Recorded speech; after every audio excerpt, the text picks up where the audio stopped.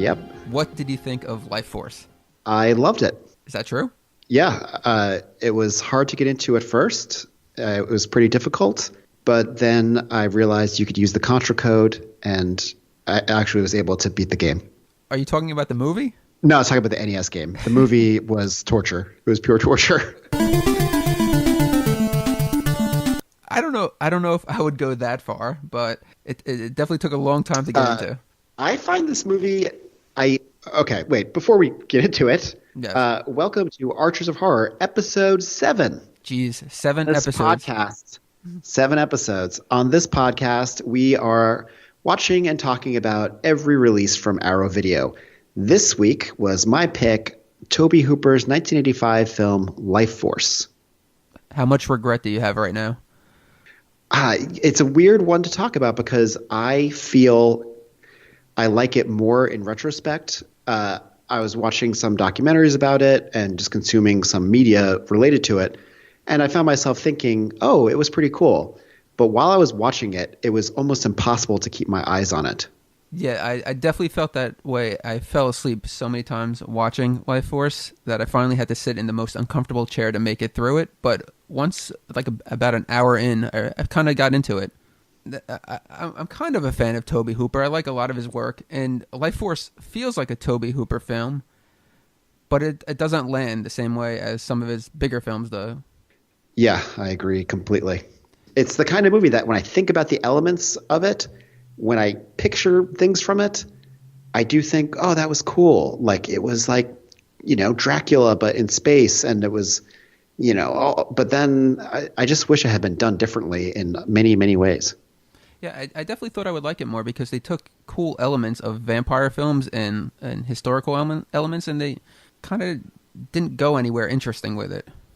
And the fact that everything was kind of laid out for you, they had to, they had the character of played by Frank Finley of, Dr. Falada, and he kind of narrated the whole thing. Like he filled in the blanks, and it was kind of like, oh, that's what they're doing. I mean, the number one problem with this movie is that there's no main character. I was so after they get back from space, I really thought the character of Dr. Bukovsky was the lead. Mm-hmm. And he was such a minor character, and I was just like, all right, who's the lead? And then, then you thought it was Peter Firth. What am I saying? Peter Firth. And then, it's back to Steve Railsback, and so it was kind of all over the place. Yeah, it really makes the movie feel, I guess, unmoored. For some reason, is the first word that came to my head. But I felt like Tobe Hooper cast this movie by sitting around like Heathrow Airport and like looking from person to person and being like, they're in. That guy's good. That guy's good. Well, it seems like they didn't get a lot of the actors they wanted at times. I know some of the vampires, they were looking at other people. Yeah. I thought there was a couple strong performances. I thought Peter Firth and Frank Finley were very strong in the film. Yeah. But they didn't hold it together. No. Peter Firth was cool. He first came to Peter Firth was cool. Firth was cool. He actually replaced Tim Curry in the Broadway show of Amadeus, also featuring Ian McKellen and Jane Seymour. Wow. You did your research. I'm impressed. If I could have been a fly on the wall, I would have said, "Get me a better seat, Buzz Buzz." It's funny though, like looking over the crew and the cast, and it's a pretty solid crew. I mean, you had John Dykstra for special effects. Mm-hmm. You had Henry Mancini for the score.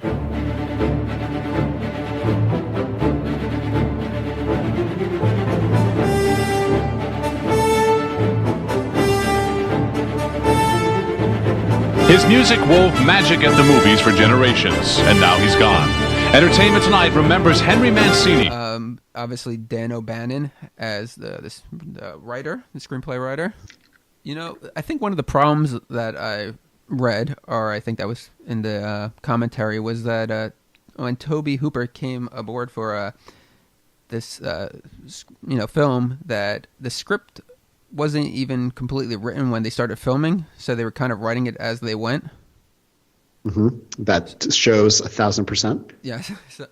And the fact that the way from Cannon Films, Menachem Golem, presented it. It was kind of like he already had the gig before even reading the novel.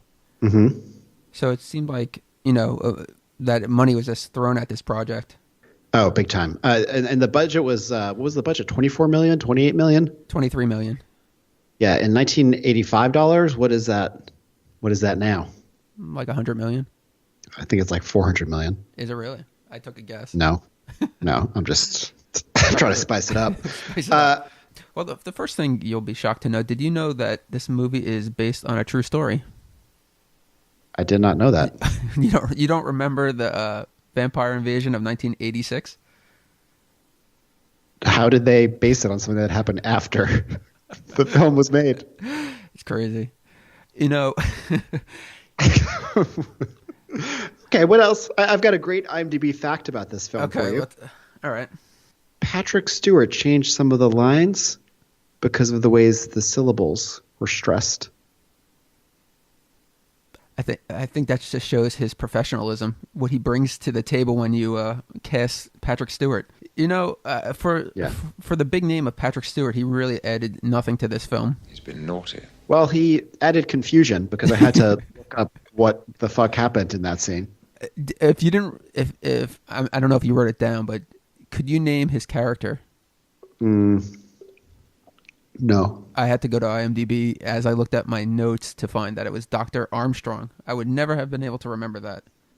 But he did add a lot of confusion because looking at my notes, I'm still not sure why his character was necessary. Well, it was because the vampire used him to lure the other people away from London so she could attack London. Yeah, there was a mention that they must have missed another transfer. But why didn't she just kill them and destroy London anyway? That's true. It's mentioned that the vampires coming to Earth has always happened every time Halley's Comet, was close to the sun. And what happened in the past? I mean, did they ever destroy any cities then? If this is a recurring problem? I don't know. Some open-ended all I questions know there. is all I know is that Halley's Comet was very big in the 80s. Mm-hmm. This would have been the most 80s thing if someone shot down Halley's Comet with a compound bow that they had loaded with a moray eel. Do you remember seeing it? Because I barely remember seeing it. I have no memory of seeing it. What I do remember is I know my mom thought it was important to see because it was probably a once-in-a-lifetime thing to see, but she took me in like daylight to the park that was near us, and she like pointed up to something in the sky, and for all I know, it could have been an airplane because I do remember looking at the sky but not seeing anything. And you remember our friend Eric, of course, who lied about many things. Yeah. And he comes up on this podcast every episode. Yes, he's a very pivotal character in our life growing up. And he said, you better tell people that you saw it because you'll probably be dead the next time it comes around, and it's a pretty big thing in your life. Now you're doing it. Now you're doing it. I'm telling That's people. Awesome. But it's funny that frightened me at the time because that was one of the first memories that I had of pondering my own mortality, being told oh, I'm not going to see the next Halley's Comet, which I believe when does it come around? Every 76 years, 75 years? It'll be July 28th, 2061. Do you plan on having any hair by then? I don't plan on having any hair next July 2018. Do you think you'll be alive the next time Halley's Comet comes around? A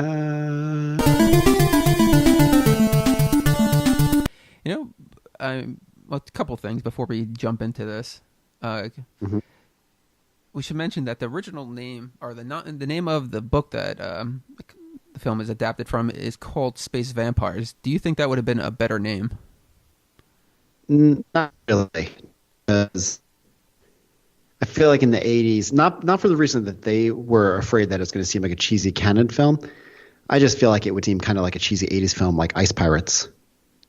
That's a good point. I kind of like the title of Space Vampires, but you would expect it to be even a worse movie. Life Force is very fitting. Yeah. But the reason why they changed it, I'm sure you know, is because for such a large budget film, it sounded too much like a B-movie title. Yeah. And the other thing is, what do you think about Tobe Hooper saying that the film is really about the relationship between men and women? Well, I could definitely see the scenes where you'd get that idea from. Yeah. I mean, definitely that it's about men dealing with their feminine mystique, as Tobe Hooper says, and finding their feminine inside. Oh, yeah. I guess I can think of where that happened. Yeah, I really felt like this film was not subtle, or there was no symbolism. Everything was pretty overt. Like, if this is what you think it is, that's what it is. We're not, there's no subtext there. You mean life after death? Yes. Is there? What? Life after death? Do you really want to know? No. But to answer your question, yes, I think there is. Tobe Hooper said about this film, and this is true, he said, it's one of my favorite films, and not just a favorite film of the ones I've made, but favorite films overall. I think that's what you say when you're trying to be a legend. Although I think that's what you say when you're on cocaine, but I think he said that sober. You know, it's funny because a lot of the actors, and I know whenever they do like interviews like 20 years later or whatever it is, and they get the stars in the room, and they never put down the film. They always say like, oh, Tobe Hooper was a gentleman. It was great to work with him, and this film like really holds up. And the only person who has ever put someone down in that was Karen Ball in What Have You Done to Decency on the What Have You Done to Solange Blu-ray. I don't think she knew what she was talking about. Like, I can't believe we're going back to that, but I'm sure she didn't know that she was supposed to be talking positive about the film. They just probably said, "Oh, what was your recollection of that?" Well, I'm not so quick to bash the Arrow Video supplemental materials crew as you are. No, I think it's great. Wait, but you were saying? What was I saying? Well, we're talking about the feminine mystique. People are reluctant to bash the movie that. Oh, yeah, like Matilda May in her. Of course, like one of the only people they got to. Actually, you know what? I have to admit here, I don't have the Arrow film for this, so it might actually have better features.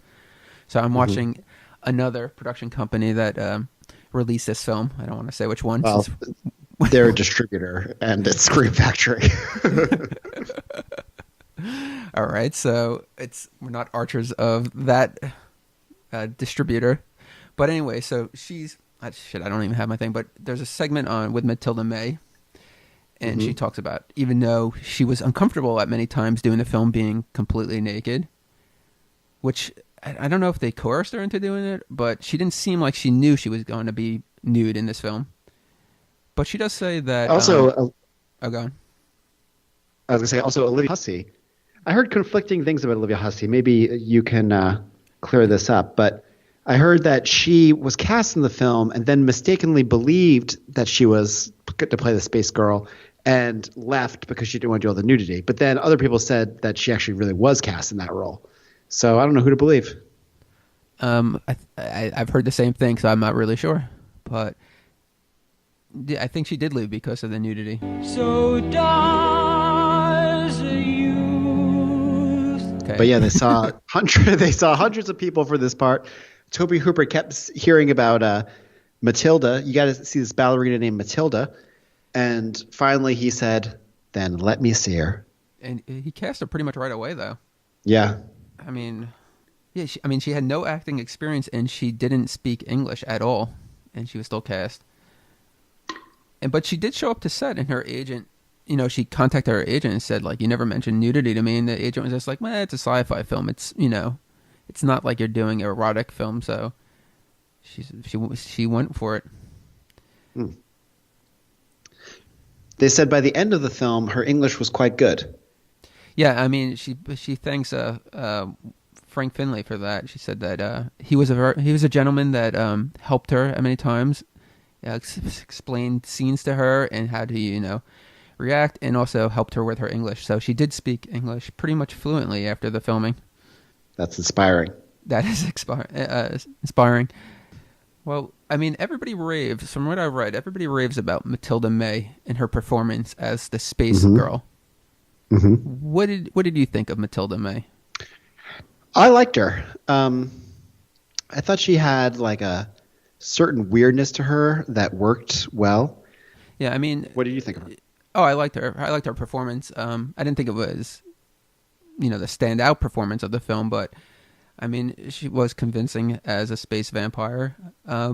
For at times where she was expressionless, she really conveyed a lot of emotion. You could see how she affected the characters. I felt I was affected at times.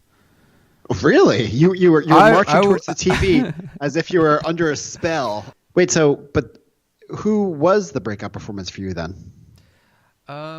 I really liked the character of Frank Finlay. I felt like, well, actually, that's not entirely true. I am a huge fan of Aubrey Morris. I don't really think he added much to the film, but I do love Aubrey Morris. Hell is that? Well, we'll get to him later. We'll save him for later. But he was, okay. His character name was Sir Percy Heseltine. See, I don't even remember them saying his name. Was he the sweaty prime minister? He was actually like the head of state. The prime minister? No, he wasn't the prime minister. I don't know who the prime minister was, but he wasn't the prime minister. He was the one that when they're on the helicopter, he was already deceased by that point. He was the corpse on the helicopter. Was he? I think they call him I guess he was like the Secretary of State. If you're doing American politics. Just back to the stand-up performance. I think Frank Finlay, the fact that he was able to move the story along in an interesting way, it was kind of like he explained things and was just like, oh yeah. And he did it in such a charming English way. I think that girl, creature, drained energy, life force partially from Bukowski and totally from the guard. Yeah, the scene, to jump really far ahead, but the scene where London is being destroyed and the sky is red and Peter Firth comes into the lab and Frank Finlay is there and he's like, I discovered there is life after death. That was a very cool moment. I was like, I wish the whole movie felt as cool as this moment does.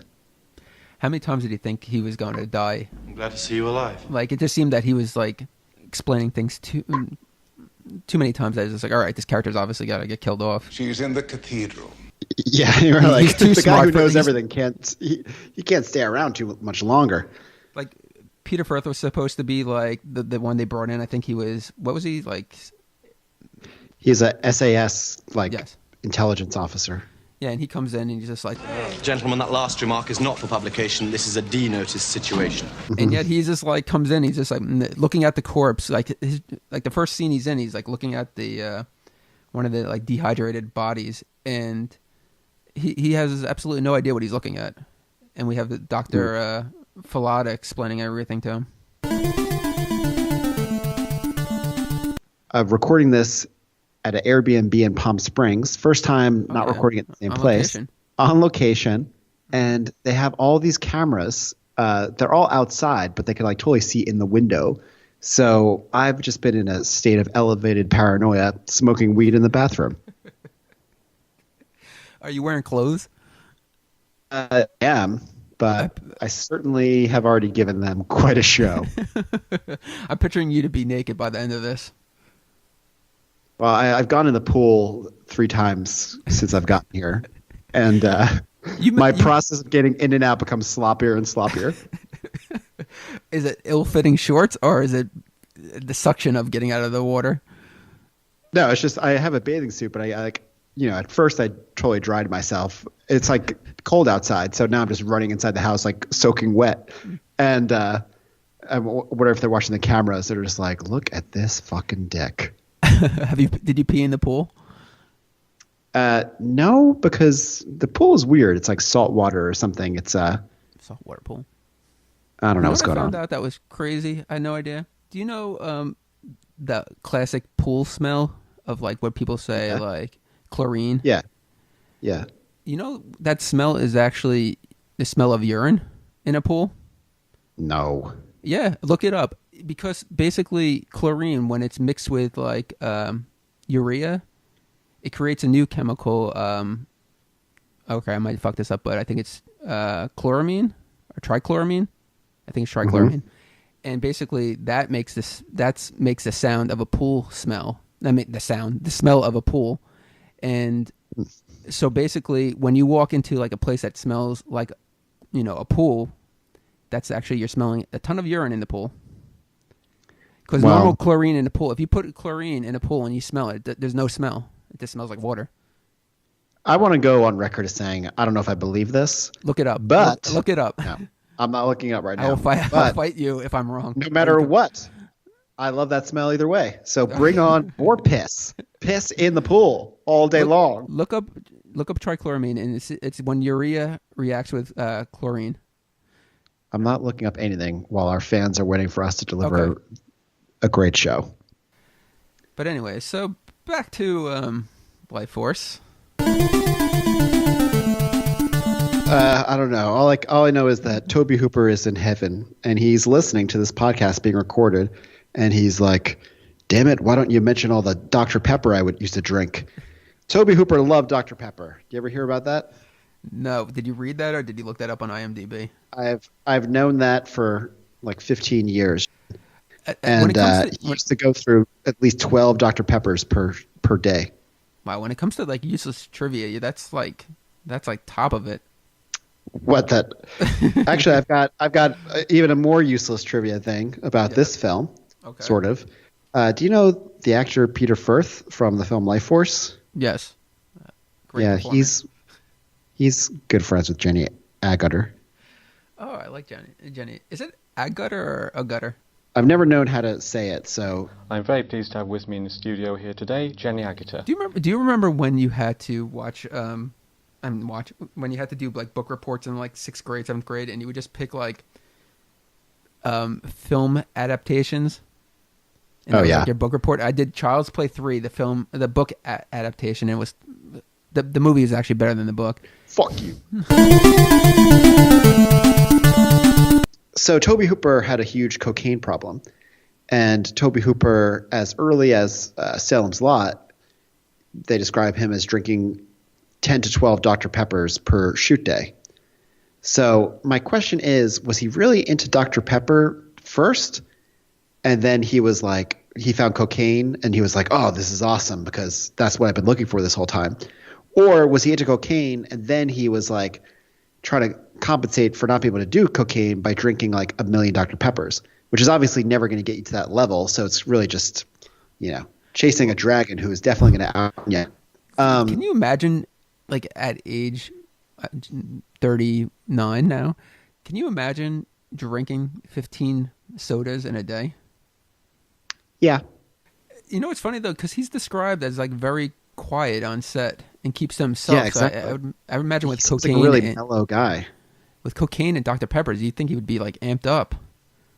Maybe that is how he gets amped. Like maybe that is his amped up.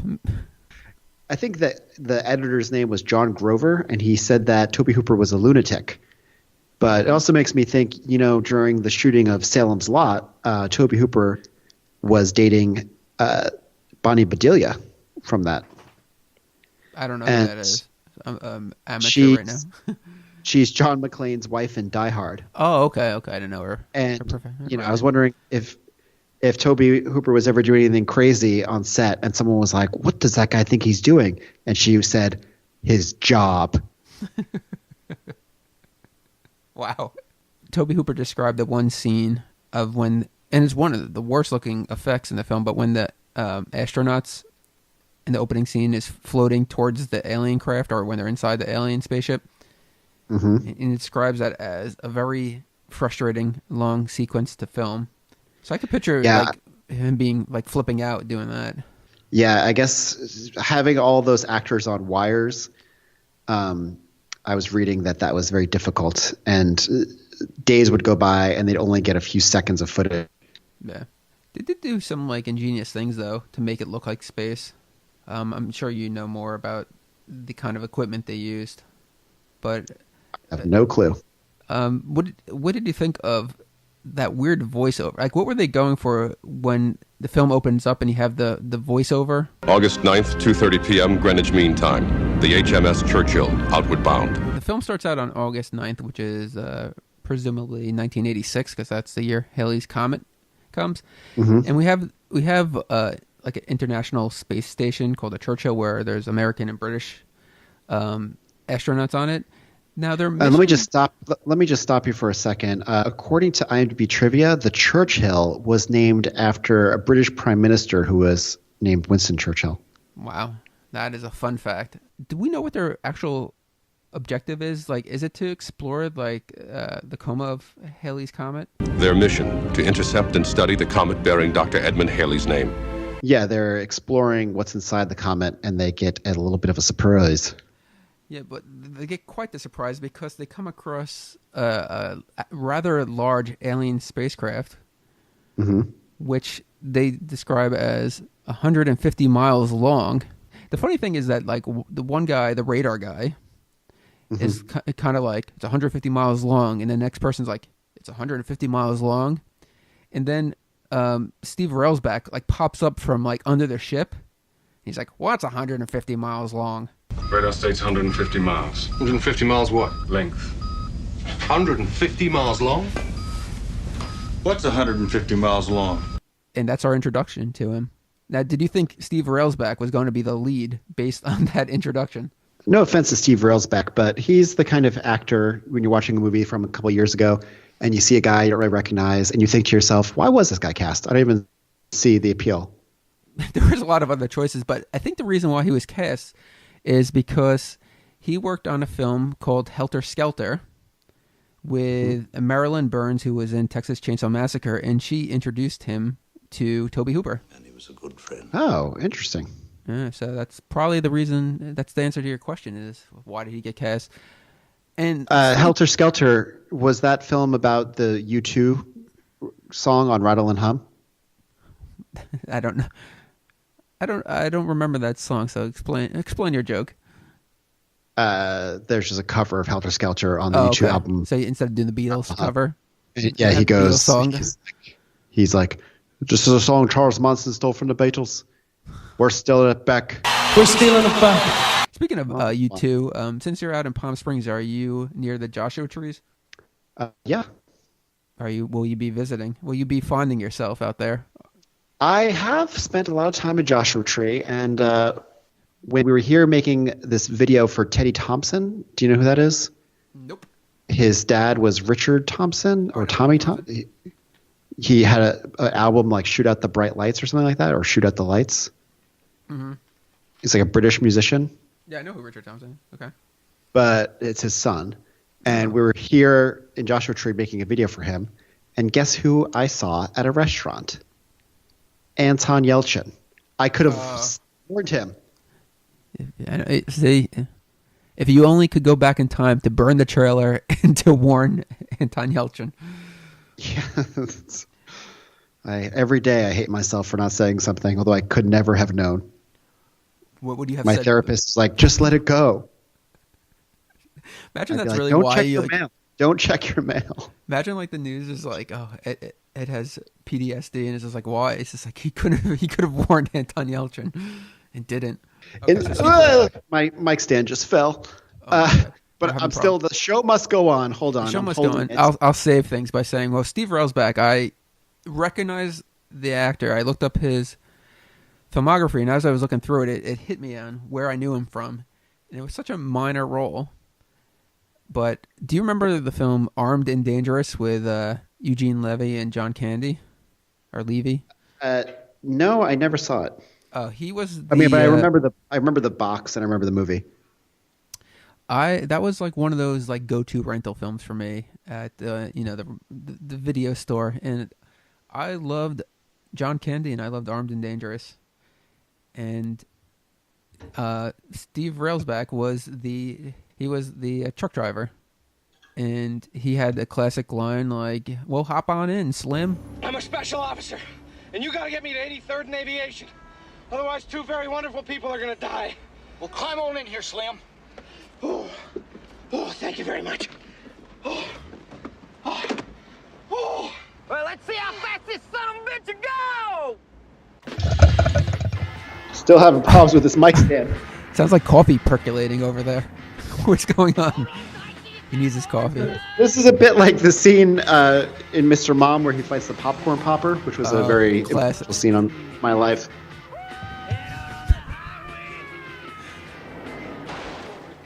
Well, the show must go on. So the 150-mile long ship, and they try to relay it back to, I guess, Houston. Although I don't know what they were calling it, or Houston Control, and basically they couldn't connect. Right? Are you there? Whatever. And they couldn't connect because of the coma winds of the comet, so they lost transmission.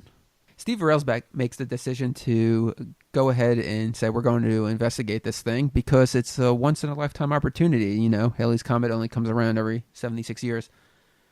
And that's what he does. So the crew gets into their little space suits and floats very awkwardly inside. Why was the floating so awkward? It was like, if they shot them on wires, like they could have moved a little bit. Like, why did that look so weird?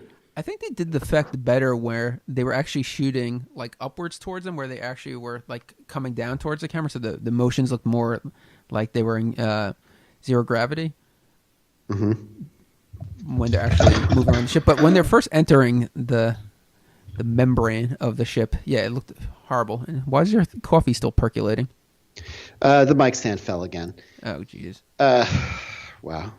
You know what's funny, though? The crew of the Churchill that remained behind, that didn't investigate the alien ship, they were clearly extras. And it was shown by their very emotionally weak acting. You know, they're acting like they seemed unfazed by discovering a ship inside a comet, an alien ship. Like... But now when the crew is entering the alien ship, now the ship interior itself kind of looked like an intestinal trail. And yeah, this is you gotta get some control of that fucking mic stand. You should see what's happening now. I just wanted you to beat yourself with it. That's probably the next step. Oh my god! I hope that the owners of this Airbnb never listen to this podcast because I am fucking their table up. I hope you're scratching the shit out of it. I hope you get a bill for the restoration of that table. So, but do you notice when they're flying into the alien ship and it's like a long, like the interior is like a long intestinal trail, and when they come up to the area like where it's like the doorway to where like the sarcophagus is of where the aliens reside, it looks like a gigantic asshole. Did you notice that? I did. It was very biological. It was very and yes, so the metaphor for the ship is it's a clogged colon filled with desiccated space vampires. I know how that is. Now, what did you think the first time you saw these desiccated bats? I thought that was cool. I think the effects on the bats were cool. They looked visually, they were appealing. Did you know that the bats were actually the vampires in their real state at that point, or did you think they were like food for the humanoid creatures we're about to see? No, of course I thought they're the aliens in their real state. So Dr. Falada didn't have to come along and explain that to you? No, he did not. Okay, good. He knew a lot of things. I didn't know how he knew them, yeah. But I thought, I'll trust this guy. So after they look at the desiccated bats like creatures and they rope one in to bring back to study, they go through the giant asshole and they see the sarcophagus, the chambers, the empty chambers, which 3 have humanoid figures in suspended animation, right? Now, here's a fact. When you first see them, there's 3 space vampires. Matilda May, the space girl, and then there's 2 males. Now, did you know that, what's it called? The body cast for those 3 people. Do you know that Tobe Hooper has said that that they were to scale in that the Matilda May one was a high-ticket collector's item. Now, can you imagine whoever owns that prop, the nefarious things they've done with it? You know that's the reason they bought it. I'm just shaking my head at everybody. No, of course not. How dare you? Would you make a life-size chess set instead of Star Wars characters of Matilda May and other space vampires. There's only 3 of them. How am I gonna? I could have the bat. Well, you could have the bats as pawns. Think about it. The bats as pawns. Yeah, that's Matilda May as the queen. You could have Steve Railsback, since he got some of her powers. He could be the king, and you could play out the rest with some other characters. Yeah. Okay. You get some of those like dehydrated. Starts next month. There we go. The dehydrated zombies I think should be the pawns, and then the bat seems like it should be something like maybe the bishop, something cool. Yeah, that would be cool. Put it into production. Yeah, I think you have. Actually, the rook or the castle could be the ship itself, which was modeled on a stuffed artichoke. I believe was Tobe Hooper's inspiration. Oh, really? Do you remember Lifestyles of the Rich and Famous, where they showed like ridiculous purchases of the elite? Imagine you were successful and they came to your house and you had a life-size LifeForce chess set. It would take so long to explain, and they still would. Anyway, so in this, let's just get back to it. In this chamber, Steve Railsback makes a connection with Space Girl. He's the one that connects, and he seems very unnerved by it at first. And the acting is very reminiscent of Keir Dullea in 2001. What did you think of when the alien ship starts to come alive and like its tentacle type thing, it starts moving around, or it's like they describe it as a giant umbrella? Mm-hmm. But the funny thing is, one of the crew guys describes this thing coming to life, which I'm sure a normal person would have reacted to it, and they're like, "God, it's enormous," and very like panicked. But then the next thing, he's just like, "Yeah, it's not doing anything," very calmly. So his range of emotion is just like, "All right, do this line panicked and this one calm." Like, wouldn't it all be panicked, even if it wasn't doing anything? The fact that you've seen sort of this thing come alive. Yeah, it seems like you would need a lot of time to process that, probably your whole life. Like, I saw an alien ship and it came to life and attacked us. Do you think they always called out to the astronaut crew, or to what's Steve Railsback's name in it? Carlson or Carlson? Shit, I didn't even know his name. Carlson. Carlson. I never know. What's his name? I never know. But I think it's Carlson, but I don't know what his first name is. But anyways, so his name's Colonel Carlson.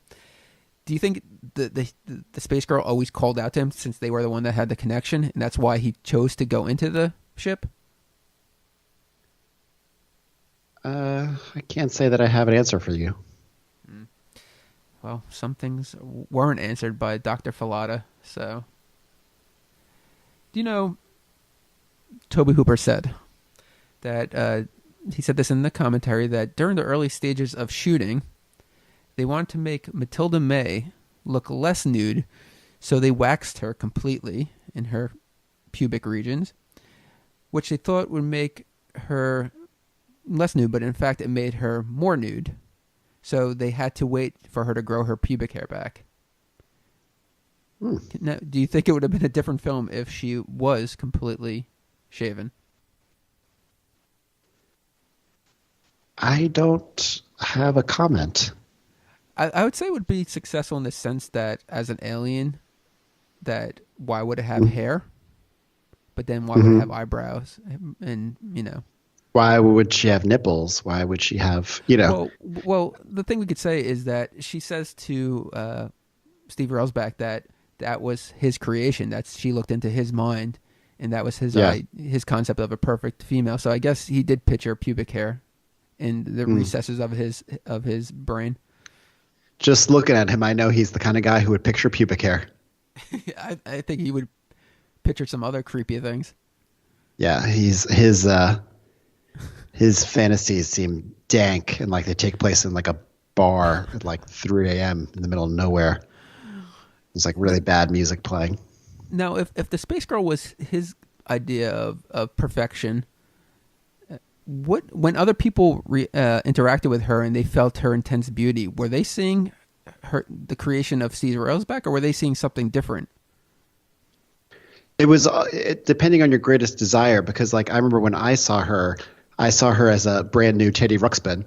Hi, my name is Teddy Ruxpin. Can you and I be friends? Yeah. I really enjoy talking to people. So the crew that's investigating, they round up the vampires and take them back to the ship. They return to the Churchill. The next thing we see is them re-entering Earth's orbit. Mm-hmm.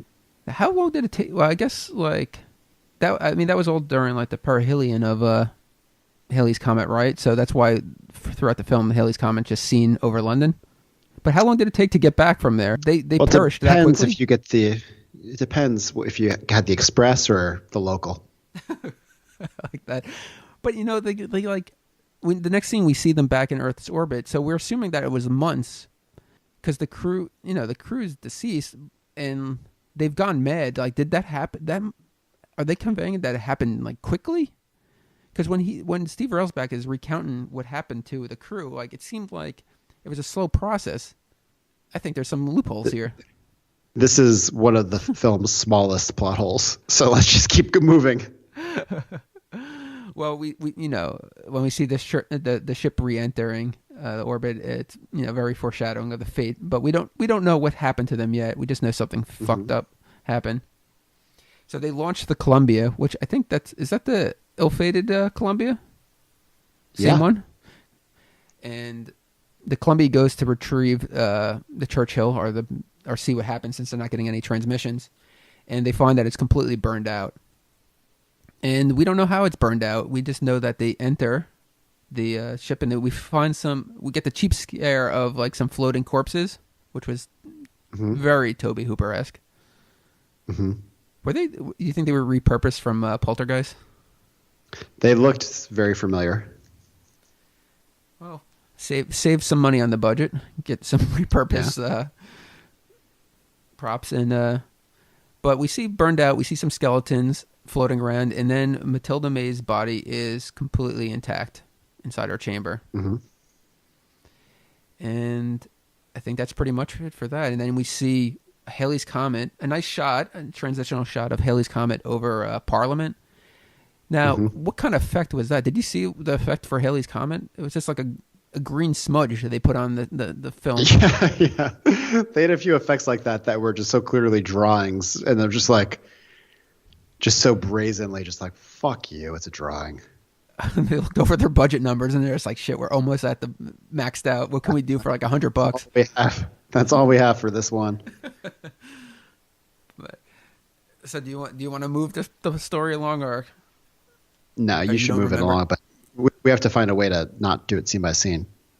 They get back. They're at the research center now in England, and they're talking about. The scientists are talking about composition, I guess, of the space girl. Mm-hmm. That they're saying that she exists without actually existing. Mm-hmm. And that they don't. The case, it's not organic. It's not of organic material, so. They call for an autopsy, which I don't think they ever did, but they made it seem like they did an autopsy. This movie reminded me of The Autopsy of Jane Doe. I know that you haven't seen any movie made after 1990, but... Is that a theme of our podcast, that every podcast you're going to mention that? I think so. That, and I'm Going Bald, and Compound Bows and More Eels were really big in the 80s. So was Hiding in Bathroom Stalls, Opening a Door with a Credit Card, Halley's Comet, and I don't know what else. In the next scene, we have the guard watching over the space girl who's still laying on the surgical table. Yeah. This is the moment where her eyes open up and she rises from the table and walks towards the guard.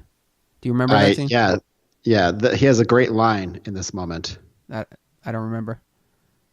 He's like, I'm getting too old for this, mate.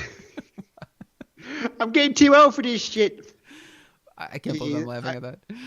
He's like, I thought Gradius was intense. Turns out Life Force is twice as intense. Are you going for an Australian accent or English? I guess that did become Australian. I like your high-pitched Australian accent.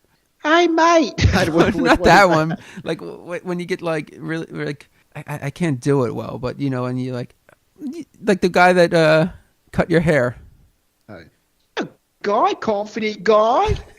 Yeah, that one. Yeah, go to sit up there. Yeah. But you're good guy, confident guy. You can pull off the style. I think I remember you doing it a little higher pitched though, so it was like, you're a good guy. You're a confident guy. Wow. What do I mean higher? I don't mean voice. It's just like, where's all your hair? Like kind of like Rhys Darby, but that's New Zealand. But you know, what I mean? Yeah. All right. Anyway, yeah. Okay. I don't remember him actually having any line. Okay. No, I don't think he has a line. I think he's just like, oh. So, Dr. Bukowski is watching from a monitor. He's not as beloved as Dr. Pepper is to Tobe Hooper. No, Dr. Bukowski is pretty much adds nothing to his story. We think he's going to be somebody special. We think we're going to root for him, and basically he just gets sick because he gets some of his soul sucked out. Is it really soul, or it's just your life force? I guess it's your soul, right? I don't know. The title of the film is Life Force, so you tell me. So his soul gets sucked out, and but anyways, Tobe Hooper describes this as a cautionary tale between an attraction of a man towards a woman on a sexual level. Mm-hmm. So, but would you describe her as a succubus, as an ancient siren, or something else?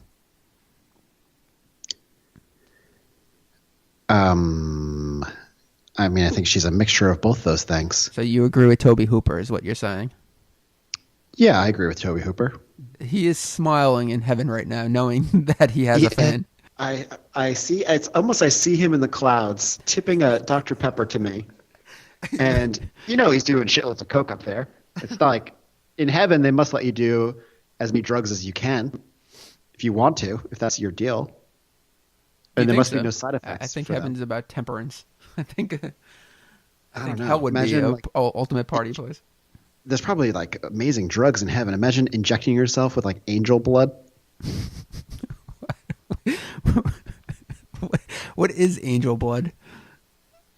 It's the blood of angels. No, but what's its power? What's its effect?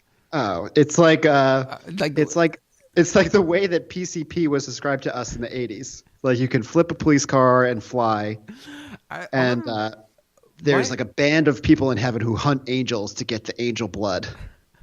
My introduction to PCP was there was an episode of Cops where there was a guy that was on PCP and he was completely cut up, like from head to toe. He like cut himself up with like razor blades on PCP, and like between the PCP and all the blood making him like super slippery, like it took like 30 cops to like detain him, and that was PCP to me.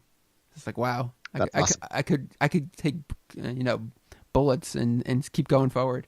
Anyways, Dr. Bukowski is awesome. He is awesome, and he also experiences something out of this world with his interaction with Space Girl. It's on a whole nother plane to be entranced by her and to kiss her and to have your life force taken out. Mm-hmm. Has there been anything in your life that has been similar to having a life force taken out of you? I wish I've ever dated someone who drained me in a way that like I felt totally consumed by them. I guess there is a. Well, I feel like you've been drained in other ways. You've been drained of spirit to continue on in a relationship. Yeah, that's true. That's definitely true. So you definitely been drained in that sense. But anyways, back to your friend Dr. Bukowski. Yeah, who everyone thought this guy was going to be a bigger character when he appeared. Yes. Well, he gets some of his life force drained. The first guard gets drained completely where he's dehydrated to like a shriveled mess. And I have to say, even though the dehydrated zombie is comical looking, I did like the way it looked. Yeah, I enjoyed those zombies. They were fun. They reminded me a bit of Return of the Living Dead, which Tobe Hooper was attached to direct for a time. Really? Oh, like the Eddie. I think his name was Eddie in Return of the Living Dead. The one that's like comes out to talk. Yeah, definitely. I agree with that. I was thinking it also had a little bit of a Beetlejuice feel, like when. It had a whimsical feel that I wasn't expecting in this film, but I appreciated. It's kind of like when you die, you hope to look like that. Mm. That you want to be propped up. You want to be dehydrated and displayed. No, I don't want to be dehydrated. I want to be displayed, but I don't want to be dehydrated. Didn't you once say that you wanted to be cremated and put into a cake for everyone to eat? Yeah, but not cremated. Like just chopped up in there. It's a meat pie, baby. I was told that when I pass away, I want to be put into, I guess, a mushroom bag, they're called, where like the spores of a mushroom grow on you and you become mushrooms. Mm-hmm. But I've been told that that's illegal in pretty much every state. Do you know anything about that? How do I become a mushroom? Mamma mia! Back to Dr. Bukowski. As his part of his life force is stolen from him, and Dr. Fallada sees now. Dr. Fallada sees that on the monitor. The space girl makes her way out of that room into the facility. Mm-hmm. She comes across some security guards that are told to, I guess, apprehend her. And one of the guards, as he's getting like on the radio where he's being told to subdue her, he of course has to make how they always portray like police officers and security guards as inept in these kind of films. Mm-hmm. And he's just like, well, I would definitely notice if I see a naked girl coming my way. Must be some kind of joke. But when she does come his way, he has something in his hand like an animal cracker, which he's like presenting towards her. Was he trying to subdue her with an animal cracker? Come on. Come to me. I have no memory of this. Well, either way, Space Girl has nothing to do with that, and she leaves the building into the night. And that pretty much ends that scene. Imagine if that's where the film ended. He gave her animal cracker, calmed her down, and everything just went on and it was all fine. I would like to watch a movie where the space vampires are subdued by various cookies. What various cookies? What kind of cookie is that? No, various, like different cookies. Like there's different space vampires and different cookies. It's pronounced various. Various. That sounds weird. Various. Various would be a good name for a space vampire. Various. Can you please get Mr. Hiddleman on the phone? I need help. Hold on. This is staying in the podcast. What is? I've got a great pitch for a film. Wait, what's staying in the podcast? The pitch I'm about to make for a great film. Basically, you take Life Force, you take Castlevania, and you combine them, and you make Simon Belmont an astronaut. Send me money now. But who's he fighting in space? Dracula again? Yeah, he's fighting Space Dracula. Is he wearing a spacesuit, or is he just like has some powers? He's wearing a cool hip spacesuit. Isn't that Dracula lives on an asteroid where he's got his castle. Isn't that just the Street Fighter NES game? In the ring, motherfucker! All right, so then this is right around where we meet Peter Firth, who he kind of enters with like he says he's from the SAS, like intelligence division, and he enters like he's like really like this elite spy guy, but it kind of almost feels like they forget that throughout the film. Yeah, but he does enter with gusto and then does nothing from there. It's like this movie was cast by Tobe Hooper, went to like the nearest pub and was just like, I need 10 guys. And males of various ages like filed after him and they became the actors in this film. And Peter Firth was the most pleasing of those. Now, he's no relation to Colin Firth. Yeah, he's his dad. Oh, good. They're about the same age. They're like 3 years apart. But anyways, I feel like Peter Firth is like even though he's supposed to be special forces or something like that, he seems like the everyman. Like he's the character we identify with. Yeah, definitely. Like he kind of knows what's going on. He's making some assumptions and trying to find out. But like his first scene after for some reason the press knew that he was arriving in town. Sorry, gentlemen, no photographs, please. For something that's so secret. Wasn't this a secretive thing? Like, how did the press know about that there's a space girl? That they're there waiting for him? I'm Colonel Kane. From the SAS? Gentlemen, that last remark is not for publication. This is a D-notice situation. But when he comes in the room and he's briefed very quickly, and they go to investigate the cadaver of the guard, they completely, like, him, Bukovsky, him again, and Falada, they're, like, looking over the body without any protective garments. Mm-hmm. Like, wouldn't you think that if somebody had their life force drained out of them and they were, like, completely dehydrated, wouldn't you think there could have been some contaminants or pathogens that you would want to protect yourself against? Like, how did these people know that it was completely, like, safe to go in there? I don't know. I'm not too picky about that kind of thing. I'd eat off that body. I'd be like, guys, let's order sushi and eat it off of this dehydrated vampire. Would that be sexy? I wanted to say something about Peter Firth, and it's yes. Tell me about Peter Firth. Now, you told me that he's a Shakespearean actor. No, I told you Dr. Falada was a Shakespearean actor. Oh, I thought you said who Peter Firth was. No, Peter Firth. Because what was he in? I don't know anything about Peter Firth. He was in Amadeus. He was a big stage actor. I'm going to assume he was in Red Equus. October. Equus, yes. But there was one scene where he, like, some crazy shit was happening with the vampires, and he, like, kind of falls on the ground and, like, covers his eyes while, like, screaming in this very theatrical way. Mm-hmm. And I thought, I've only seen people react that way when they're in a play and they see a ghost. Like, that's how Macbeth acts when he sees Banquo's ghost, or, like, you know, like, fall down and be like, no, like, specters away. It was very, very stagey. And you have a problem with that? Would you like to address that with Peter Firth? No, I would love to hang out with Peter Firth. What if he wants to get in the ring with you?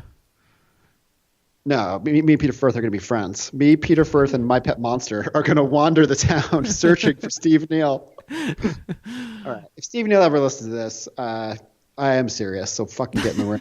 In the ring, motherfucker! But also, Colonel Kane. Is Colonel Kane Peter Firth? I think it is. I'm Colonel Kane. Little IMDb trivia for you. They tried to get Michael Caine in this role, and if he had done it, he would have had the same last name as his character. Now, I don't know if I should believe you or not with that tidbit. That's true. Wow. So anyways, Falada somehow gets some intel. I don't remember how he gets any latest information, but he reveals to Colonel Kane that one of the original Churchill crew members may have survived and jettisoned the spacecraft before it was engulfed in flames. All I know is when that escape pod was missing, someone should Wars? Someone should just edit it in Star Wars, and then, like, one person would have ended up with that file and been like, "Wow, Star Wars, really weird movie." Imagine the rest of the movie with Star Wars from there. That would be a dream come true. Would he just watch if it was still called Life Force and Star Wars already existed? Would he continue watching? I would fast forward just to be like, wait, is this just Star Wars and some hero? Because I had to pirate the movie because I could not get the Arrow Blu-ray, which I do own, to work. That's anyway. like the time I rented Amityville Horror, and then somebody, like, dubbed over the tape this was from Blockers, a video too, dubbed over the tape of Chris Farley falling through the table right at the moment where you see, like, Jody the pig. I still officially disbelieve this. It was oh, man. Well, the person that watched it with me is no longer with us, so I don't have them to confirm that. So anyway, so Bukowski's all fucked up looking now. Like, he's got some fucking sickness going on, right? And Falada, this is when he starts to discuss with Kane that his role at the research facility is more that he's interested in thanatology. I hope I say that right. Which is, do you know what that is, or do you want to explain what it is? You left the room. If you're in the kitchen, I don't know what that is. Thanatology. I had to check my phone just because Justin's going to get here late. Like you predicted?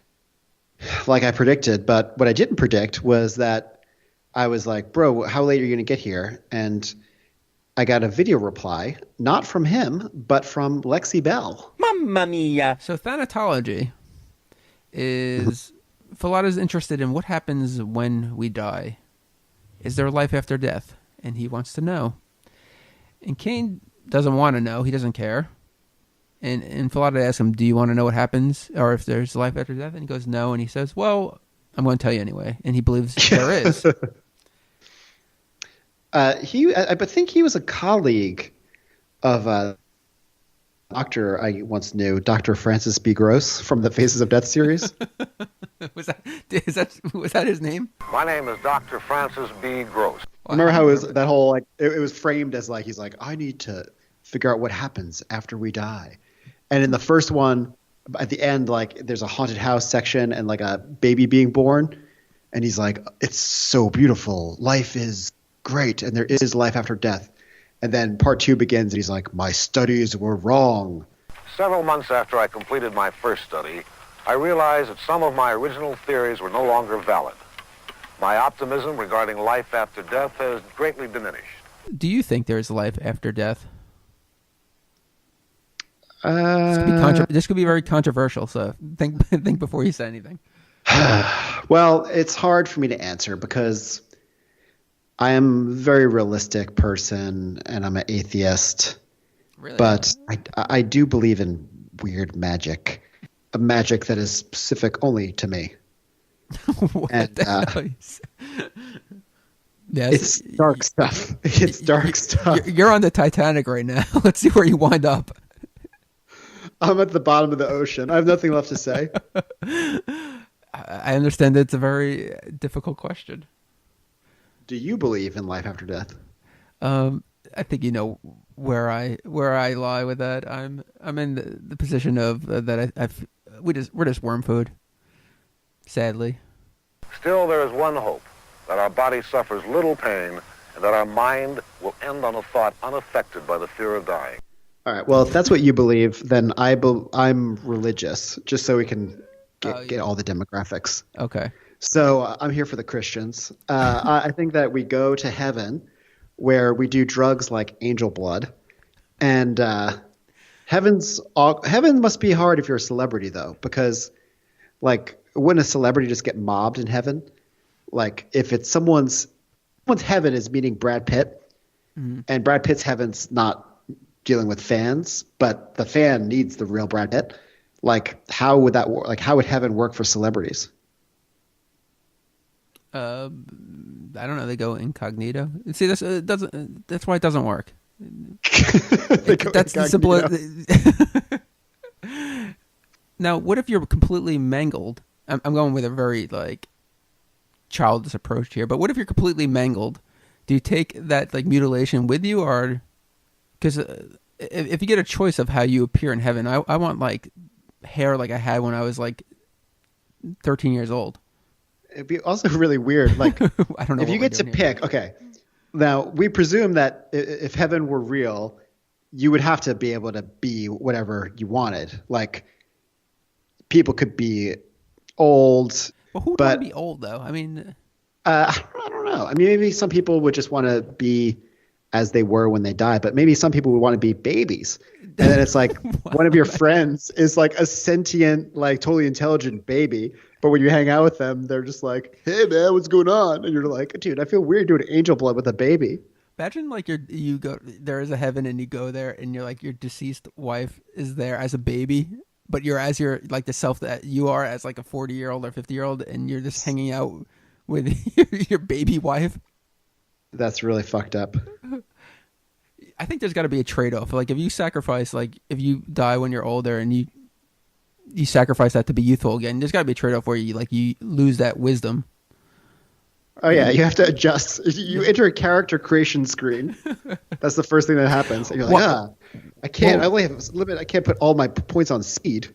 Well, why restrict yourself? I would go in and I would demand to be my comic book character as a knockoff angel character where I would have wings. Wait, was that your comic book character? It was one of many. Oh yeah, mine were always so bad.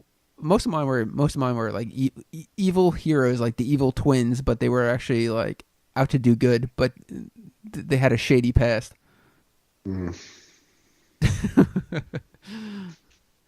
I hate to say I was very unoriginal with my comic books as a kid. Like they were definitely like the villains are like complete ripoffs. Like my villain for Evil Twins was a dead ripoff of Kingpin, and I think my Angel character looked kind of like Angel.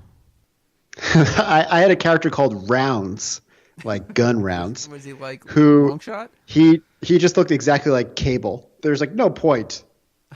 It was just Cable.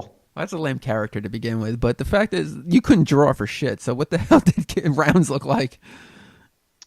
I will be posting my artwork on the archesofhorror.com website, and everyone could judge for themselves. Do you actually have those still? I thought they were burned up in the trailer fire of 1986. Yeah, no, they're all gone. All right. Where the fuck I love this we? digression, but let's keep going. All right. My question when we get to this point was never addressed until this moment. The male aliens, whatever happened to them? And I was just like, when are they going to come back into play? Because there's no way these guys are destroyed. And here we are. We see the male aliens being guarded. Mm-hmm. Now, why were they like such a hush subject? Like they obviously went a little public with Space Girl that the public, the press was aware of it. But how come the male aliens were so well hidden? Because they didn't want to show male genitals on screen. Well, probably, but also Billy Idol was almost one of the male aliens. You just took my. And I think after they lost Billy Idol, they were like, you know what? Put him in the fucking background. Where did they put Billy Idol in the background? No, they put the aliens in the background because they ended up with Mick Jagger's brother instead of Billy Idol. Yes, they did wind up with Chris Jagger, his younger brother. Yes, that was one of the aliens. Do you know who the other vampire was? I said. It was. It was who? Who did you say? Chris Makepeace. It was actually what's his name? Is his name Bobby Brown, the guy from Karate Kid?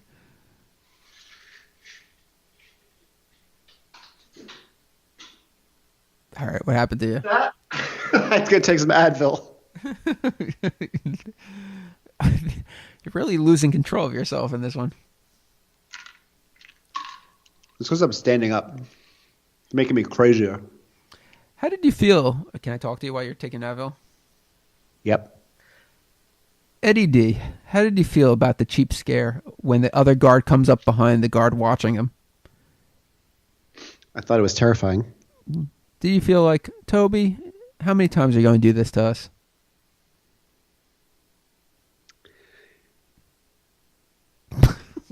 I have no memory of this incident.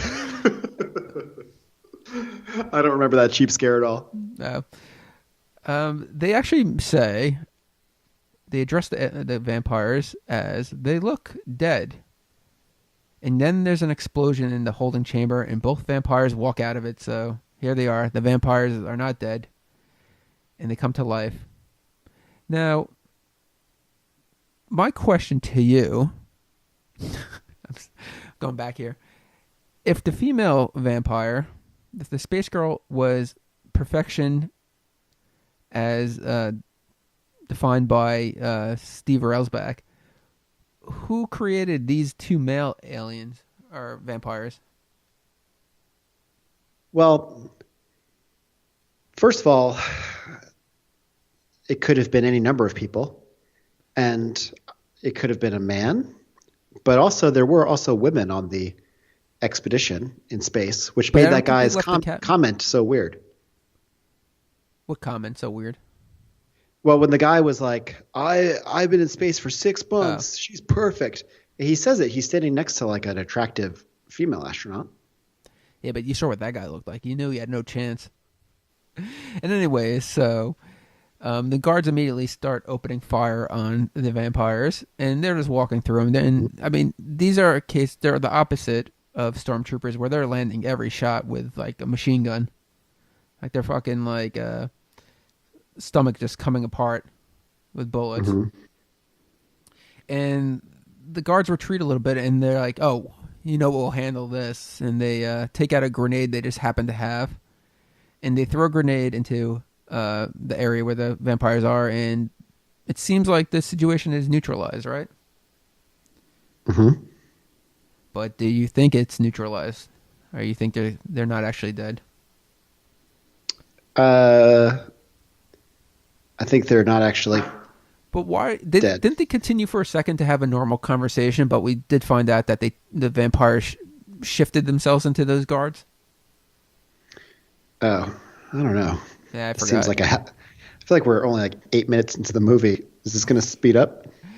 I'll be honest with you. We are about 20 minutes into the movie. So Space Girl, she's loose in the night, and the next day, there's a report that there's a deceased girl in Hyde Park, and apparently the Space Girl got to her, and they find the dead girl in the park, and they're talking to some local riffraff, and I'm sure you could do an English accent for them, where they're describing how they saw two girls going at it, and they were enjoying watching these birds shag. We saw two birds, right? And they're walking out through the park. They're saying, hey. Wow.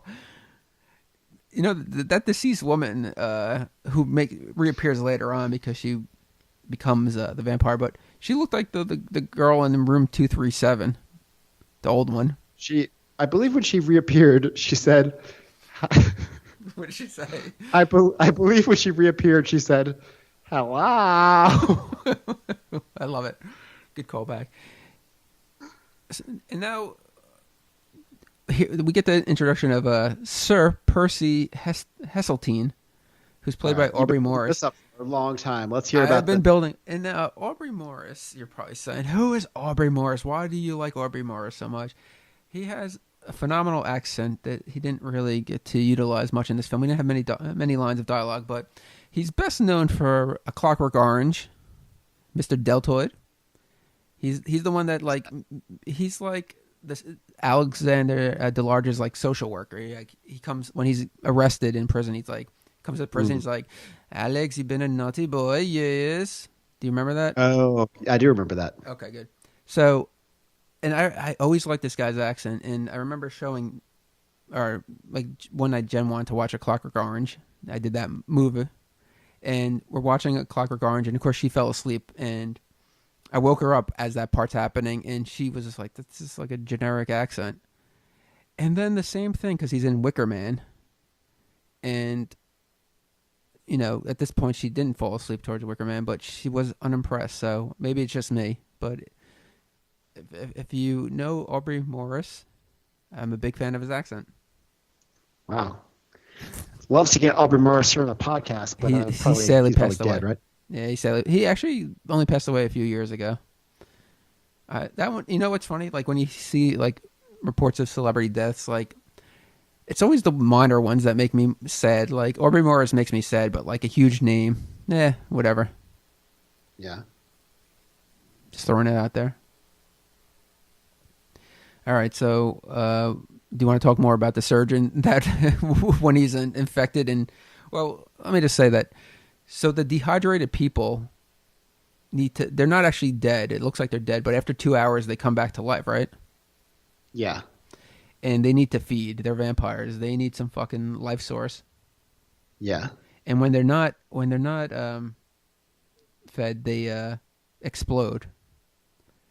Or they freak out. So in the case of the surgeon guy, he's freaking out and he runs into the cell that he's into the bars, and this completely blows up into dust. Which is probably that's awesome. That is a great effect. That actually that was a great effect. That looks better than most effects in films today. And I know I haven't seen anything since 1990, so that's an assumption. It looks great though, and I can't remember the guy's name. He's a British makeup artist, Dave Pally. Yes. Wait, no, I think I'm wrong by that. His name Pally, I think is the last name. Wait, are you talking about Nick Maley? Yeah, Nick Maley. Yeah. Yeah. Jeez, good people. And I think this fucking guy. The makeup, and I think the makeup artist was a British guy, Nick Maley. No, you're not editing that in. You are not editing that in. He's a good friend of mine, and he's a great makeup artist, British guy named Nick Maley. He's done a lot of stuff, such as edit in his credits here. And he had a great time on the film. Really enjoyed Tobe Hooper and all the Dr. Pepper. Tobe Hooper. But anyway, so Fallotta here, he knows everything that's going on. He's externalizing everything that we're thinking or questioning. Fallotta reminded me of a character from another movie that I think Arrow might have done, although I think it might be Scream Factory. Uh-oh. Which one? Can you guess the film? Directed by a guy who was involved in our previous week's film, definitely was friends with Tobe Hooper now and doing Angel Blood up in heaven. He recently died as well. The film is Monkey Shines. Oh. Which have you seen? It's not an Arrow film, and I've never seen it. I've always wanted to see it, even as a kid. There's like a mad scientist character who is kind of extraneous to the plot ultimately, and like it cuts back to him. You're like, why are we following this guy's story? But sometimes when it would cut back to what's his doctor's name again? Which one, Fallotta? Fallotta. Sometimes when it would cut back to Fallotta, it reminded me of that because it was like he was kind of just like doing his own thing in this film. Yeah, he really was. He seemed like he knew. He was like 2 steps ahead of everyone because he like knew to go back to his lab, and he knew how to kill the vampires. So when just to jump forward, when he was like iron sword like the old days, I was just like, where did he get that data?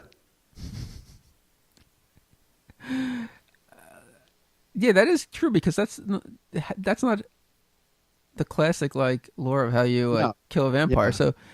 So the fact that he's like it's not the heart, it's the life source beneath the heart, 2 inches below. Yeah. He like was so precise. He's like it's not a wooden stake. It's metal. What was it like? It's like partially base lead. Yeah, like, I love that. Right that wasn't explained at all. That was just such a cocaine thing. It's like, okay, it's not a wooden stake. How about this?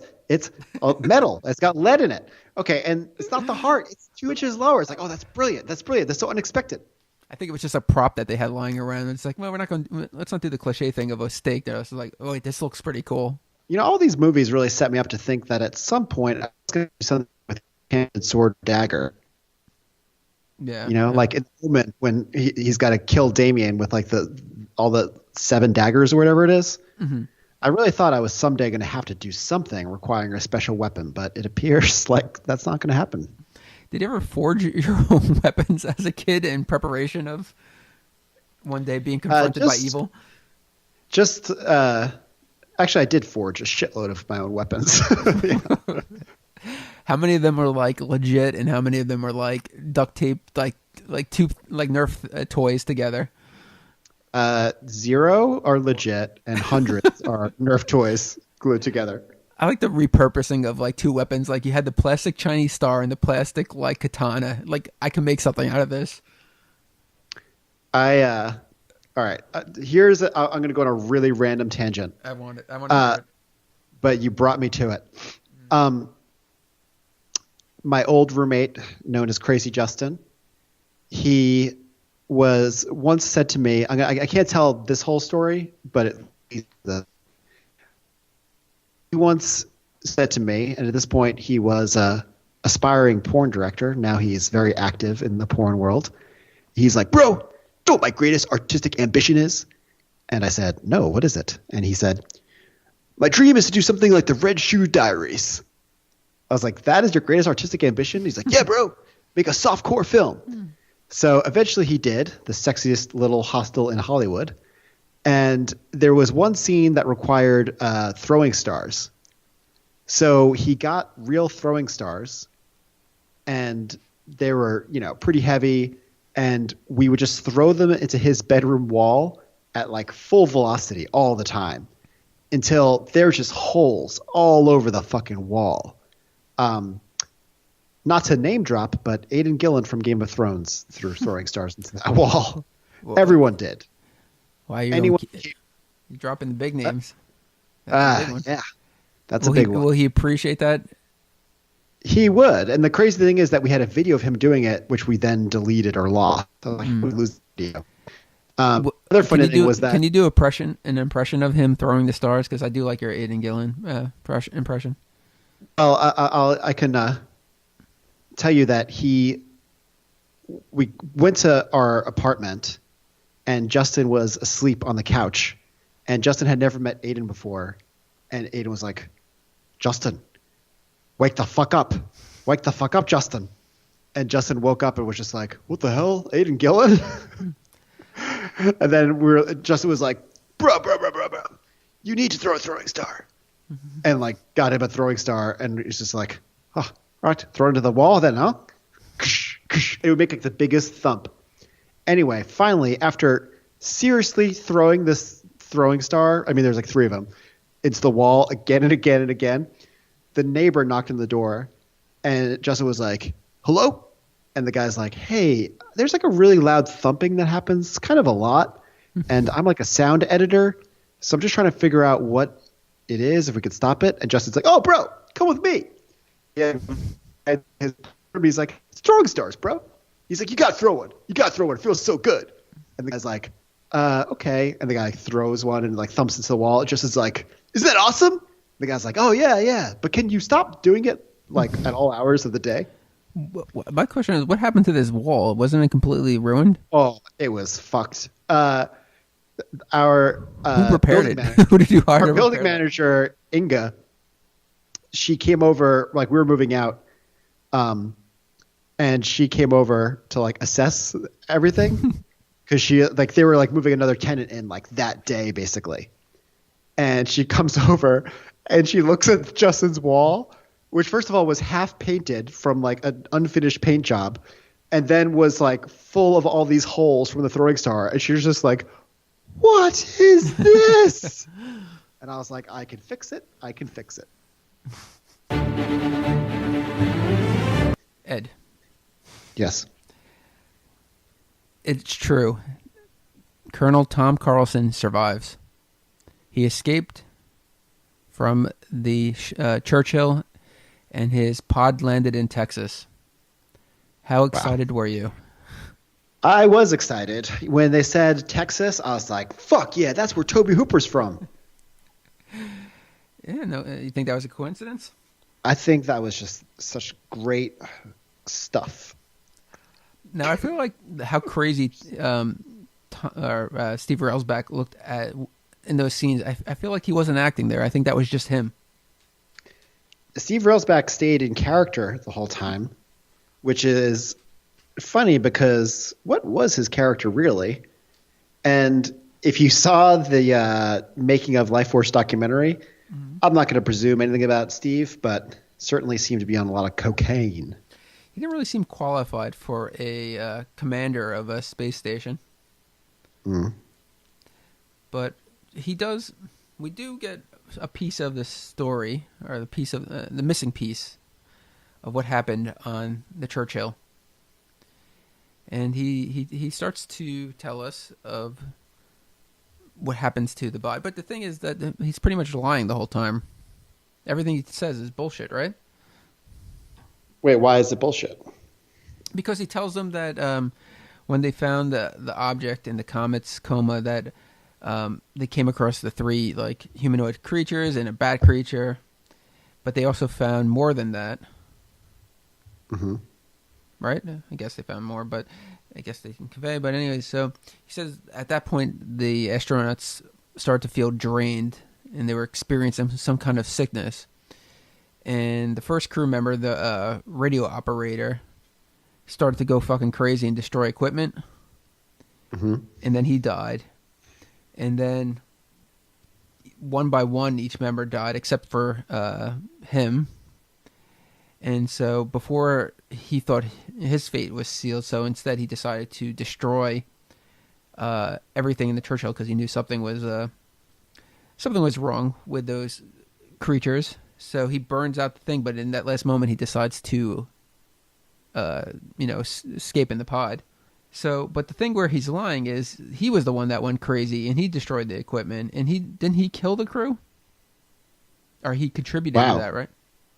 I don't know. That'd be cool if he's the one who killed the crew. I didn't even realize that. I don't know if he killed the crew, but he definitely aided in their death because I think he was already connected because he was the one that opened the pod for the space girl. and he had that connection with her from the very beginning. So I think he was, working in tandem with her. Wow, it's very. It's kind of like how in Dracula, Jonathan Harker will have different levels of like how much he's collaborated with Dracula, and it's a bit like that. Yes, it is a bit like that. And yeah, I mean, he even says like,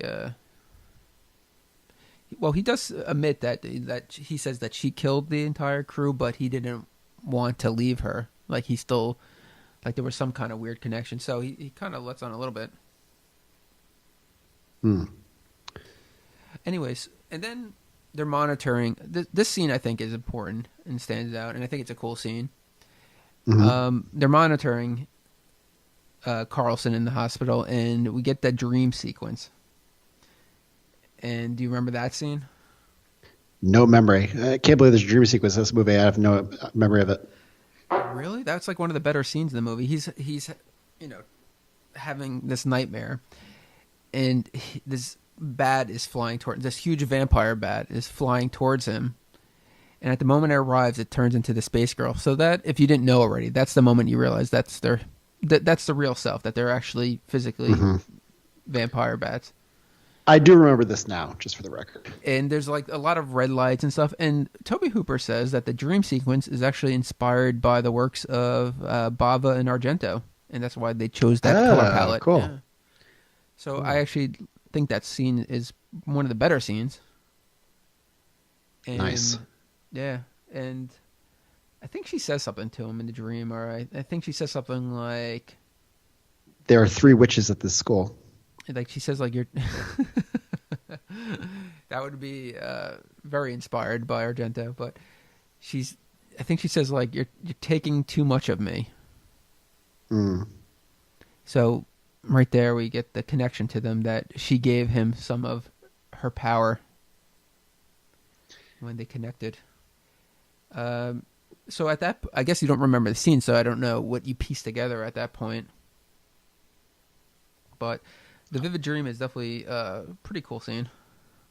Yeah. Yeah, what? Well, no, I have stuff to say, but I don't know if I should say it because like, we're going to get to those scenes later. I hate when we talk about the same thing twice. Just fucking say it, because then if we're looking at the notes, I'll skip over it. I'm just saying, overall,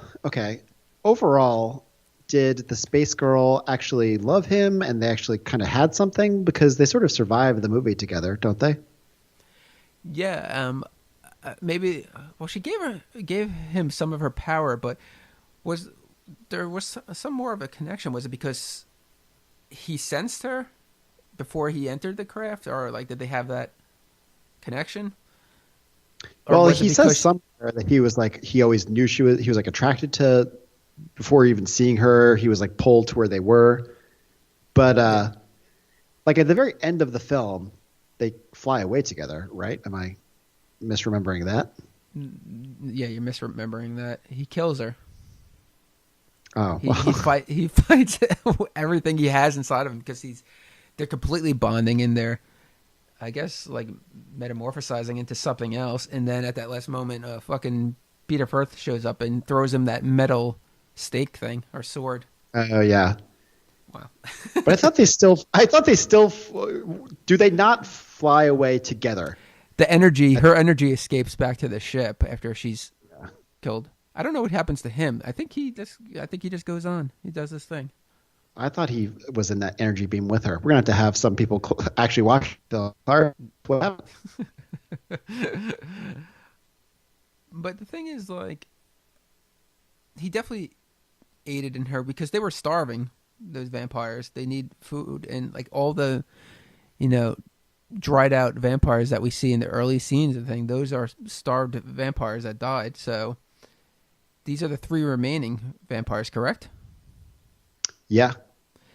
So in that case, he kind of helps her, and I guess she feeds off the crew because he kind of gave them to her. So there is a bond between them. But was her intention always to give him those powers? Because he gained the power of insight. He was able to see where she was, and that helped kind of track her. Yeah, like I couldn't tell. Is she supposed to like him, dislike him? I don't know. I mean, there's such a connection that she's calling to him because I guess she wants her power back, but maybe she wants to become, unified. But This is like it's it's not the most tragic thing about Toby dying, but he was going to explain to me, and then he had to get on that goddamn plane. They did hypnotize Carlson for that scene, and we do find out that they are connected in some way, and that she needs to feed on people. So we see where she is, and we see that she's she's with this guy, I guess, in like some highway area. And when it cut to the red-haired woman, it was suddenly like a different movie because like you never had seen like an outside location like that before. Which red hair woman are you talking about? Ellen, the one that she was now in the body of? Yeah. Yeah, when they go to the psych ward where she works, right? Well, yeah, but when we see like the landscape, it looks like an American Werewolf in London or something. Yeah, it is a weird scene how she seduces the guy. Like there is weird seduction where she like lifts her dress up. Mm-hmm. But like, couldn't she just kind of like the way the space girl just use the mind powers? Yeah,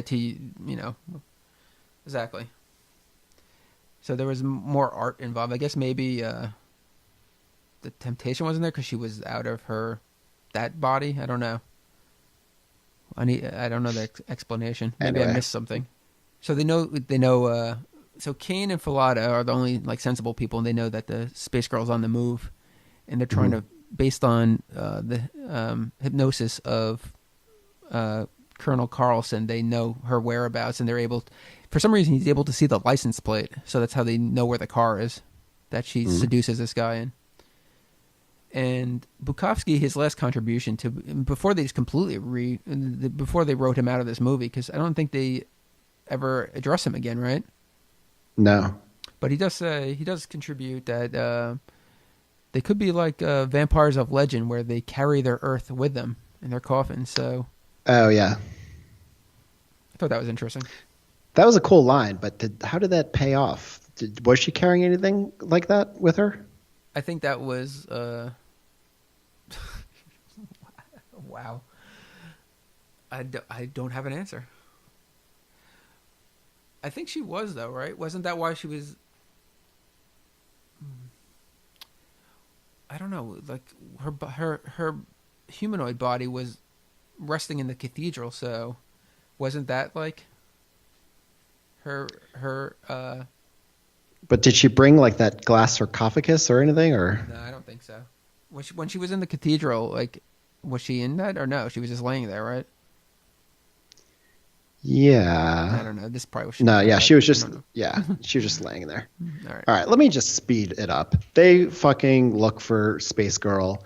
They end up getting lured to Patrick Stewart. Dr. Armstrong. Who has more hair and has a moment where he's like seeing Space Girl, but he's kissing Steve Railsback, right? Yes. Well, Steve Railsback like touches him, and he sees that it's not really him. Like he has that ability. What's the ability though? Like when he touches Dr. Armstrong, because he knew there was a presence inside him, because when he touched his shoulder, he could see into his mind, which he couldn't do with I guess normal people. But part of the connection of going to see Patrick Stewart was because Ellen worked at the same hospital. Oh, I didn't even remember that's how they got to that. That's so crazy. Do you remember when they go into her room? When they meet with her and they go into her room? Because she's out of that body, right? Yeah. And they go to the room, and I want to know who dressed that set there. Because it's such a weird concoction of, like, aesthetic. There's a David Bowie poster on the wall. Now, this person's in probably their late 20s, early 30s. They have a big David Bowie poster. They have a sad clown poster. And then like a papier-mâché macrame butterfly. And it doesn't seem like something, a late 20s person would have. Maybe like a kid. So I think that was an afterthought when they addressed that. Somewhere along the way, a name of Jeffrey Sykes is thrown out there. He's some inmate at the institution that's in solitary confinement. How did they come across that name? Is that relevant to anything? I do not recall. I have no memory of this film. All I remember is Steve Railsback, in his hypnotic state, sees somebody with a birthmark on their face. Mm-hmm. And they go to Patrick Stewart, and it's like, oh, you have any inmates with a birthmark on their face? And he's like, oh, yes, we have one. He's a naughty boy in solitary confinement. And they go to this guy, Jeffrey Sykes, who's just laying there. When they said a birthmark on his face, did you remember the guy's face? It looked like somebody smeared tar all over his face. No, I don't remember his face. I guess they had to make it very clear, but I think that would have been a more accurate description. But I don't remember what his connection was, or was he just like a mind game, like he was to throw? Was it the alien used him to throw like them off for scent? Yeah, like maybe the alien had seen that guy through the doctor's eyes. Yeah. And anyway. But anyway, so it turns out that fucking Patrick Stewart's got some space girl in him. Mm-hmm. And they subdue him, and they give him fucking pentothal, and eventually they're talking to him, and he's, speaking back as the space girl, and they're like trying to hypnotize him, and she's just like, there's no need for that. And then the places go. Does she blow up the place, or just use some power where the place is completely destroyed? Like where Railsback gets like knocked Peter Firth gets knocked unconscious for a second, and the other guy, Aubrey Morris, gets killed. Do you know what I'm talking about? I have no memory of this film. All right. Well, anyway, so that happened. and then they're in the helicopter. Then they're in the helicopter. The space girl forms herself out of blood, right? Yeah, that was quite the effect to do. I'm sure you saw that in the making of. I don't think I saw the same making of as you did. What do they say about that? Well, Matilda May has said that that's one of her standout memories of working on the film, because when they filmed that, it was her birthday. And happy birthday. And she came to the set, and to do that bloodstain effect, it took her about 8 hours of makeup. Mm-hmm. And it was, like different materials, and she said it was physically hard to do that scene with that stuff, those prosthetics and everything on her, and in her hair and everything, and it was uncomfortable. And she was very fatigued by that. And the day was done. The entire crew came up to her and sang "Happy Birthday" to her. And even though she was shy and had bad English, she was surprised that people knew that, and it really, it really stood out to her and meant something to her. And she knew she was working on something important. Which she describes is a nice story. And she describes, she says that she knew she was working on a huge film at moments like that, and that she's very proud with the finished piece. So I don't know what cut she saw of that film.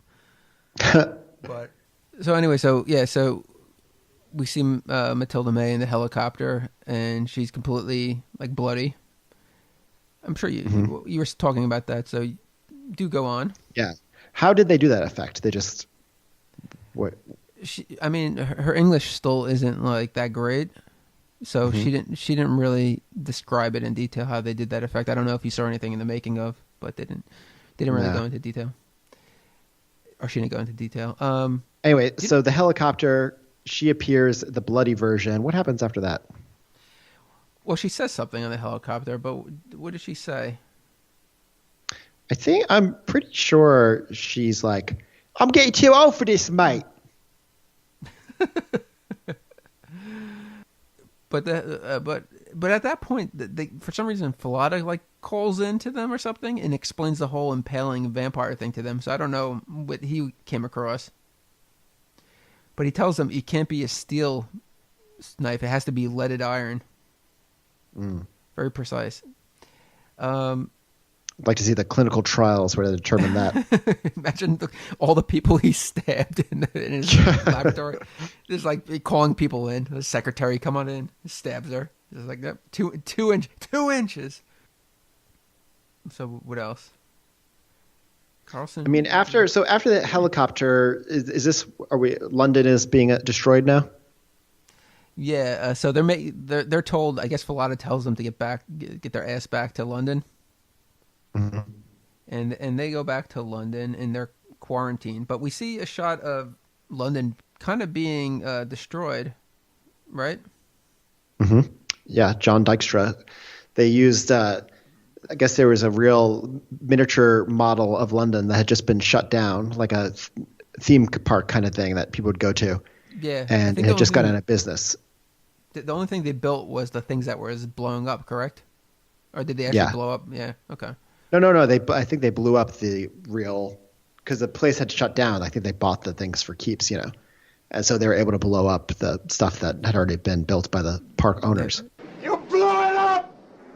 Oh, damn you!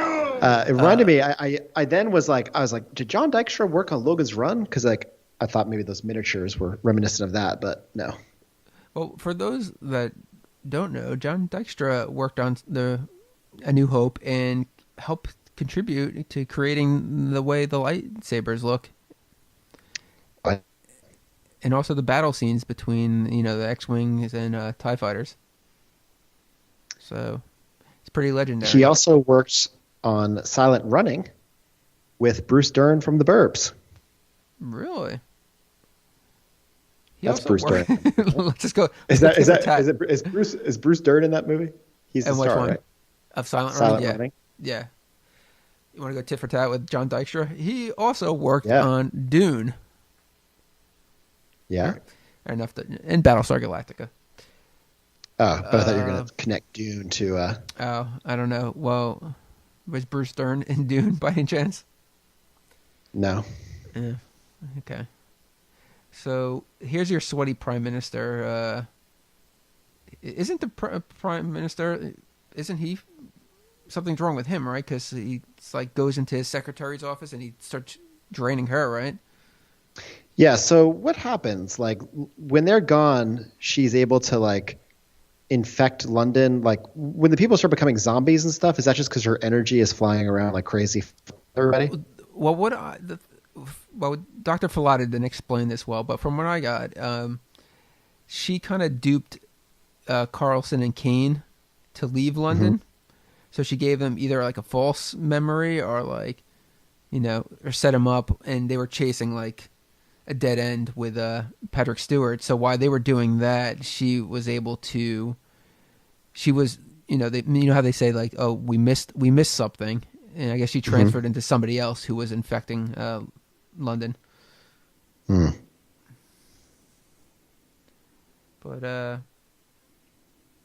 But anyway, so then they return to London. They're quarantined, right? Mm-hmm. So London's being destroyed. They're quarantined, and then there's the prime minister scene where is it Kane and Carlson that go to see the prime minister? Who sees the prime minister? Where he sucks the life force in a silhouette from his secretary. I don't recall. Yeah. Oh well. I don't know. I don't recall either. So what happens? I'm kind of this. What's funny? I don't remember a lot of this now. I think no, me either. I think we could really, look at your notes if there's anything important. But let me see. Well, the other thing is that at this point now, besides London burning, all shit's all hell is breaking loose, and the alien ship actually, appears, and it's parked right outside London. It's in a geostationary orbit directly over London. So, yeah, London's the big target of this film. I guess the aliens want to. It would be very anticlimactic if it was in a geoprism over London. Yeah. So Carlson is feeling it more. I think he has an idea of where she is at this point, right? Mm-hmm. I mean, there's a little more explanation, but I don't know. Do we care that No. there's blue lights being, ascending towards the ship, and it's pretty self-explanatory. That's the souls. They're harvesting the souls to feed the vampires. Yeah. It's basically like the vampires are kind of ultimately like Galactus. Actually, the vampires look like what's that Atari game where the cover is like people getting their souls sucked out from like a. Do you know what I'm talking about? I believe it's Defender. Oh yeah. It's a cool, great artwork, by the way. If anyone doesn't know, it's reminiscent of the cover of Defender. Yeah. Basically, Teddy the movie. Defender? I saw a video review of Life Force that I watched on YouTube, and the guy said that the movie is kind of three different types of movies. It starts out as kind of like an alien, 2001 style, like space, like what have we discovered? Mm-hmm. Then it becomes kind of like a detective movie where they're trying to like follow the trail of the space girl. Then it becomes kind of a disaster, sort of like London is being destroyed / zombie. Really kind of impressive scenes of mass chaos, and you could see some of the money up there on that screen. I'll tell you that much. And make their way to the church, mm-hmm. which is where the final confrontation takes place, and then the movie ends and we're done. I'm sure there's a few other things to mention. I did write down that it feels like 2001 meets Blade Runner meets like Dawn of the Dead. Oh yeah, I could totally see that. Definitely has all those elements. But it's funny though when they're talking about London and where it's like out of control and the zombies are taking over. Mm-hmm. Now, can you explain why, if all the people's souls are being taken out, why are they? Is that what happens? You become a zombie, or are they vampires? Because they definitely have the qualities of a zombie. Yeah, they definitely seem like zombies in that part. I don't think Tobe Hooper knows, and I definitely don't know. There's definitely like there's scenes like straight from like Dawn of the Dead where like he goes into like or Kane goes into a corner and like all the hands come out and try to grab at him. I'm Colonel Kane. Oh yeah. But it's pretty funny. Like the plan for the military is that they're going to like sterilize London by like letting off like a thermonuclear device in like 3 hours. And somebody's like goes to like the general there, and he's just like, we may not have to destroy London, and he's just very nonchalantly like, but we only have an hour and a half, and it's so like monotone. It's a weird reaction. That's really funny. Well, we only have an hour and a half. I mean, obviously, Tobe Hooper was in the bar, and he said, "Who could deliver this line?" Yeah, and whoever came first or that got the part. Anything else of interest that stands out to you? No. Really? Well, Filato, I mean, people want to know, Filato is a vampire. He's infected and he gets killed. I don't know. What is a funny scene that stands out to me just because of the direction they probably gave the extras? You remember when Kane is like frantically trying to make his way to the cathedral because he got split up from Carlson and Carlson's already there. Mm-hmm. And he's running through the streets now at this point. He crashed his truck. He had to get out, and he's on the streets, and he's running. And he, like, comes across where, like, there's a car, and there's some people, and he, like, hurdles over them. If you saw what the extras are doing, it's very comical. What are they doing? It's hard to describe, but they're, like, just, like tickling each other almost. Because some people, like, tickling each other on the floor, and, like, there's some people in the car. It just like, I don't know. If anybody remembers it, just check that scene out. All right. So I guess one of the really important things that you wanted to go back to when I was finishing off this summary was that there's some extras who are tickling each other. I don't know why. I don't have much left in my notes, so I just felt like I had to throw that one in there. No, I like extras acting strangely. Okay. But, it's mentioned. I have two more things. I don't think they're that important, but it's mentioned that this is this happens every 70 6 years. Mm-hmm. So are the vampires just like a natural part of Earth's history? Do they visit every 76 years and just like feast? Well, but what if there was no spaceships? Did they Well, how do just we know sit they didn't have a in the- spaceship? No, I'm saying if humans didn't have a spaceship, any earlier encounter, like was it the spaceship visiting that woke them up, or did they come down from the comet either way? Well, surely they would have been starved to death by then. Yeah. We'll never know. Because it would have been such a horror. Sorry, it would have been such a horror movie thing, like it or like any number of movies, to be like, look, in 1917 or whatever, pretty good guess. this happened, in 1913. Anyway, yeah, you get what I'm saying. I see what you're saying. But I did like the open-ended finale, like where it did set it up for a possible sequel.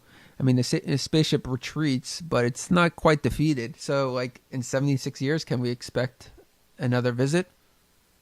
Dude, just like Blade Runner 2049, they're going to make Life Force 2061. Will Steve Railsback be back? I probably not. Will he appear in a T-shirt, just a gray T-shirt? Yes. Did you learn anything else that wasn't of interest that's unrelated to scenes, cast, crew, anything?